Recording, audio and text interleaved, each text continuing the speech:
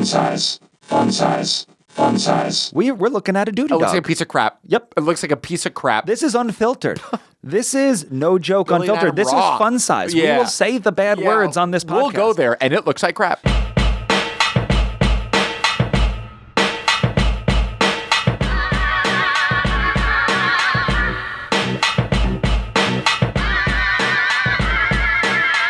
Welcome to Fun Size. This is the candy competition podcast where Billy and I pit two similar candies head-to-head against each other to determine which one you should grab in the candy aisle. I am Billy Scafuri. I'm Adam Lustick. And our candies today are Kit Kat versus Twix. Heavyweights, Bill. Heavyweights. Pillars of the candy community, to be honest. A little backstory as to why we were doing these candies. I was in the candy aisle today and I thought, hey, those two candies both snap.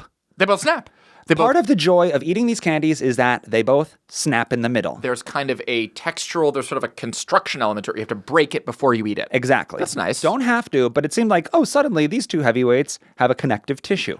Have you ever eaten Kit Kat no break, just like jam it in? No. Have you ever eaten Never is a an very unbroken Kit Kat? Never is a strong word. Yeah. I'd like to believe that at some point I wasn't paying attention and I put a whole Kit Kat in my mouth. I could see problems arising. Yeah. That's like putting a full pretzel stick in your mouth. A little too much. Nibble, guys. Little Guys.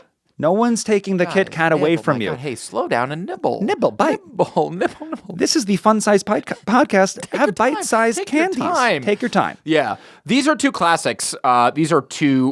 Twix has been a childhood favorite of mine. Yep. Twix was sort of like the be-all and the end-all. Yep. One of the things that my parents would buy with regularity was frozen Twix ice cream treats. And Whoa. that was like a Down big, the road, guys. Down the road. Down the road, guys. I don't want to get too ahead of ourselves. I would love to have an ice cream-driven episode coming soon. That's coming. Last week we had a liquid-driven episode.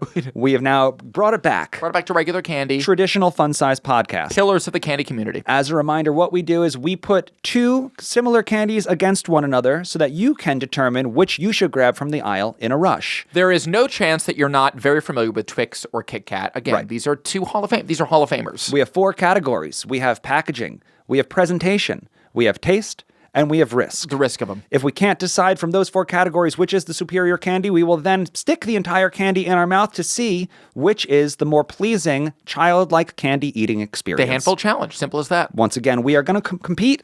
Twix versus Kit Kat. Two heavyweights. First category, Adam, like always, packaging. Packaging. Two elite level packaging from what I can see. Classic and like unchanged over the years, which is a testament to their timelessness. Much like Gatorade, when they highlighted the word proven on their label, these don't even have to say proven, they just are. It just is proven. Adam, talk Twix. Okay, I'm looking at Twix here. We have a shiny kind of golden, mustardy, but golden package. I'm a fan.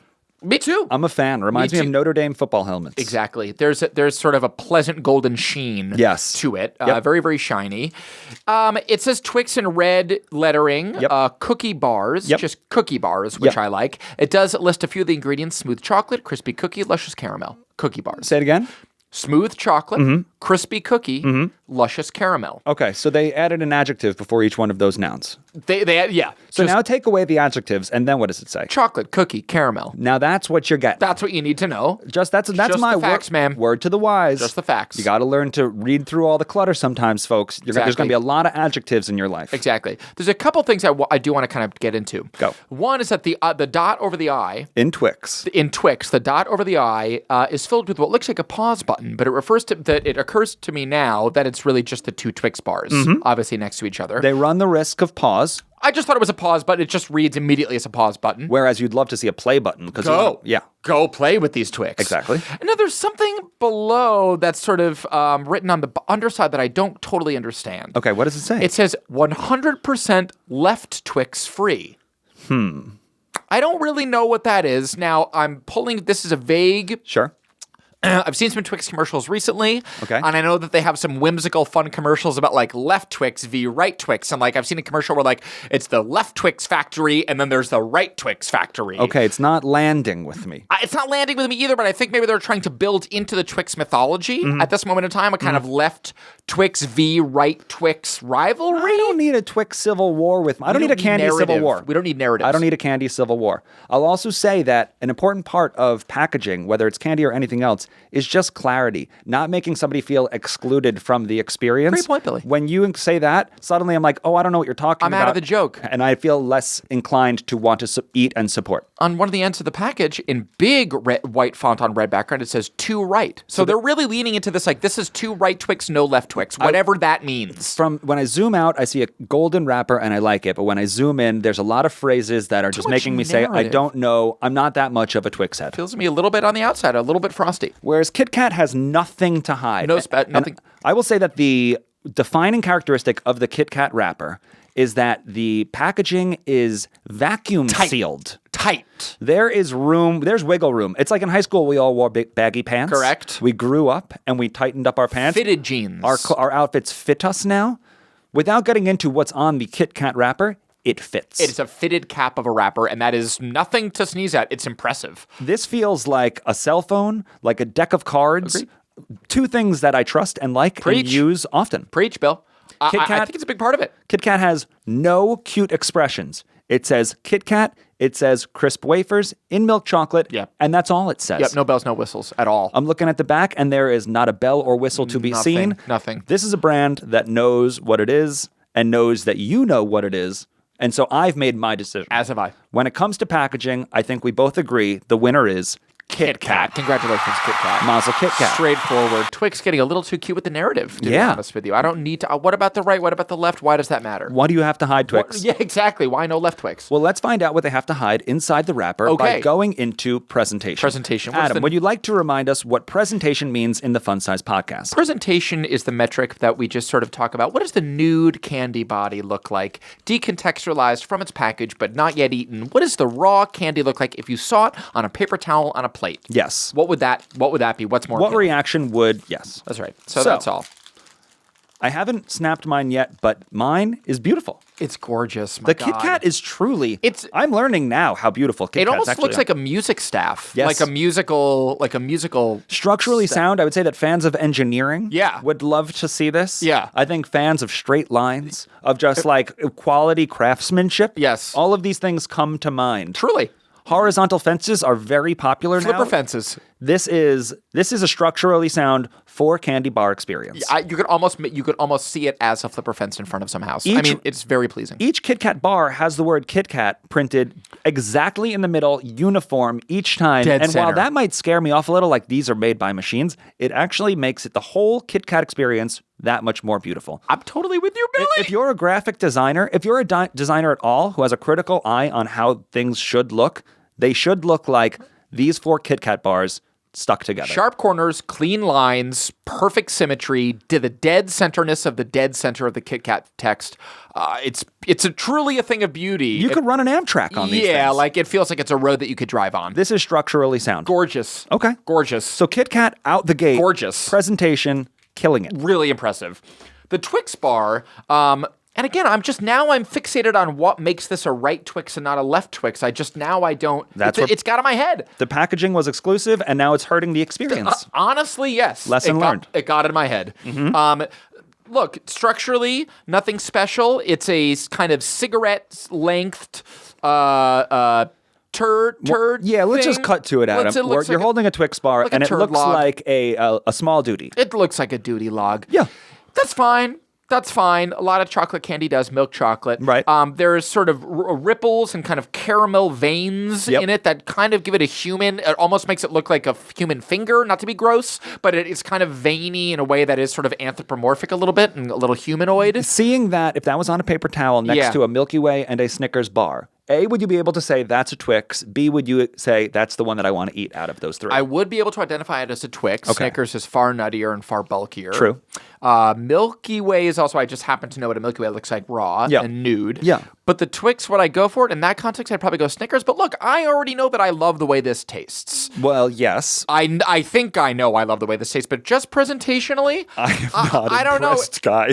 What? I am not impressed presentationally. Yeah, it leaves something. It leaves something to be desired. It's just a little too much like a duty or a human finger. We're a all duty adults finger. here. Hey, That's fine. listen, we're all adults here. Yeah. You afforded the $5 a month. We are just going to give it to you PG-13. Okay. We're looking at a duty It looks dog. like a piece of crap. Yep. It looks like a piece of crap. This is unfiltered. This is no joke Billy and unfiltered. Adam This raw. is fun size. Yeah. We will say the bad words on this podcast. We'll go there, and it looks like crap. Twix, you look like crap. And you confuse me with the right V left. So, look. on presentation, on the Nude Candy Challenge, the winner, I believe, once again, Kit Kat. I mean, like, that's a thing of structural beauty. This is where Twix needs to shine. Come on, baby. This is where I would say the biggest difference between the two lies. Twix has, and we're going into taste, it has the caramel. Caramel. That's the biggest differentiation between. There's an ocean in between. Whereas in the Kit Kat, it's dry to the bone. Just wafer. There's an ocean in between, and we can hope now that it's going to wash its previous sins clean.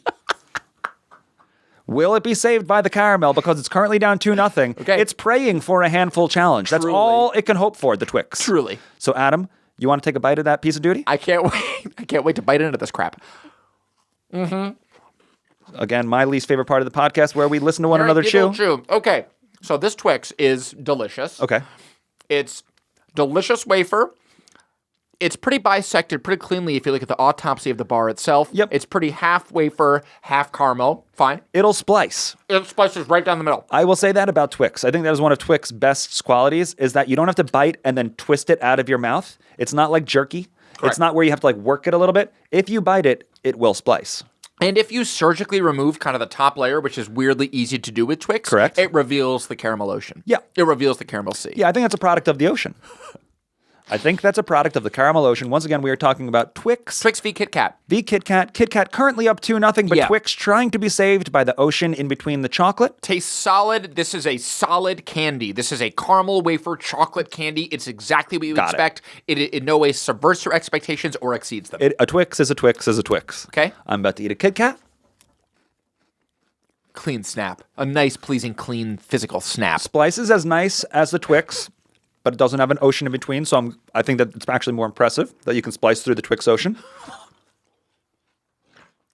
The shorthand is killing me. It is really nice, that little crunch. It's simple. The soft crunch. It's not a peanut. Nope. It's a soft crunch. It's a wafer. Yep. It's a wafer. Yep. It's not a hard cracker snap. There's no snap to it. Frankly, I'm having fun. Yeah. You put the second. I mean, Yeah, I put the second part yeah, in. you ate the full thing. I don't know. It's Kit Kat's super solid.